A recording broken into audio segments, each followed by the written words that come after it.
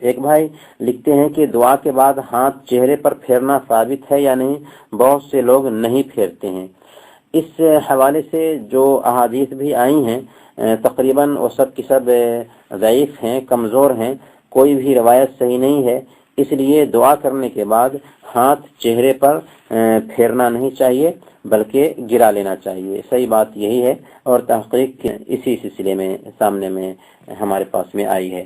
لہذا دعا کرنے کے بعد ہاتھ چہرے پر پھیرنے کی بجائے ہاتھ گرا لینا چاہیے۔ ایک اور ساتھی ہیں، کہتے ہیں کہ کیا حضرت خضر علیہ السلام نبی تھے یا ولی تھے؟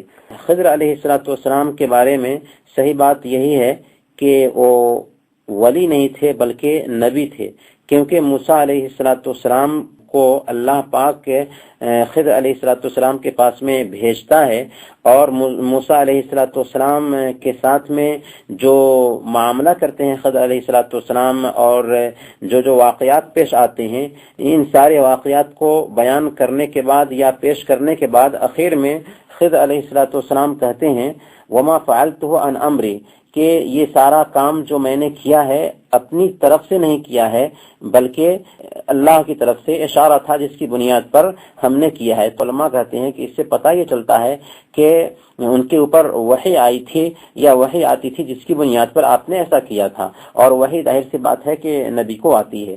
اس لیے صحیح بات یہی ہے کہ خضر علیہ السلام نبی تھے۔ ایک بھائی لکھتے ہیں کہ کیا مولانا کہہ کر کے عالم دین کو پکار سکتے ہیں یا مولانا کہنا صحیح نہیں ہے؟ مولانا کہہ کر کے کسی بھی عالم دین کو پکارا جا سکتا ہے، اس میں کوئی حرج کی بات نہیں ہے۔ کیوں پکارا جا سکتا ہے؟ اس لیے کہ حدیث میں اس بات کی وضاحت آئی ہے، صحیح بخاری کی روایت ہے کہ تم میں سے کوئی آدمی ایسے نہ کہے کہ اپنے رب کو کھانا دو یا اپنے رب کو وضو کراؤ، بلکہ اسے کہنا چاہیے کہ اپنے آقا کے لیے سید اور مولا کہو۔ تو جب اپنے آقا کے لیے، مالک کے لیے سید کہنے کی گنجائش ہے، اور سید کا معنی ہوتا ہے شریف کے، جبکہ مولا کا معنی شریف کے بھی ہوتا ہے، آقا اور مددگار کے بھی ہوتا ہے، اسی طرح سے آزاد کرنا غلام کے بھی ہوتا ہے۔ تو جب کسی آدمی کو سید کہا جا سکتا ہے تو مولا تو بدرجہ اولا کہا جا سکتا ہے۔ اسی لیے امام نووی اور دوسرے آج کے زمانے کے بہت سارے علماء ہیں جو اس بات کے قائل ہیں، بلکہ اس میں ہم کہیں گے کہ اتفاق ہے علماء کا کہ کسی بھی عالم دین کو مولانا کہنے میں کوئی حرج کی بات نہیں ہے۔ ایک اور سوال ہے، کہتے ہیں کہ قیامت کے دن بندوں کے اعمال تولے جائیں گے تو اس کی شکل کیا ہوگی؟ اس سلسلے میں علماء مختلف طرح کی باتیں پیش کرتے ہیں۔ بعض علماء نے کہا ہے کہ بندے کے اعمال کو جسم کی شکل دے دی جائے گی اور اس کے بعد بندوں کے اعمال تولے جائیں گے۔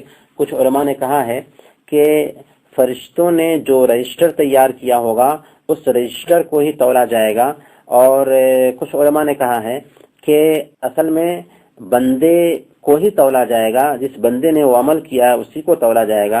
امام ابن کثیر رحمۃ اللہ علیہ نے ان تینوں اقوال کو بیان کرنے کے بعد یہ کہا ہے کہ یہ تینوں ہی اقوال صحیح لگتے ہیں، ان میں کوئی ایسا مسئلہ نہیں ہے۔ تو کہنے کا مطلب یہ ہے کہ یا تو بندوں کے اعمال کو جسم دے دیا جائے گا، یا بندوں کے اعمال کی جو رجسٹر ہے اس رجسٹر کو تولا جائے گا، یا پھر یہ ہے کہ صاحب عمل کو ہی تولا جائے گا۔ ان میں سے جو بھی شکل ہے سب صحیح ہے، اس میں کوئی حرج کی بات نہیں۔ محترم سامعین، ہمارا وقت ہوا چاہتا ہے، اللہ رب العالمین سے دعا کرتے ہیں کہ الہ العالمین تو ہم سب کے مسائل حل فرما دے، ہمارے اہل و اولاد کی حفاظت فرما۔ جو لوگ بیمار ہیں اگرچہ ان کی بیماری مایوس کن کیوں نہ ہو، الہ العالمین تو انہیں شفا عاجلہ کاملہ نصیب فرما۔ جو لوگ اس دنیا سے گزر چکے ہیں ان کی قبروں کو نور سے بھر دے، انہیں جنت الفردوس میں جگہ نصیب فرما، اور بال بال ان کی مغفرت فرما، اور جو لوگ باحیات ہیں انہیں نیکیوں کی توفیق عطا فرما، اور ہم سب کا خاتمہ ہو تو ایمان پر خاتمہ نصیب فرما۔ آمین۔ وصلی اللہ علی نبینا محمد وعلی آلہ وصحبہ اجمعین۔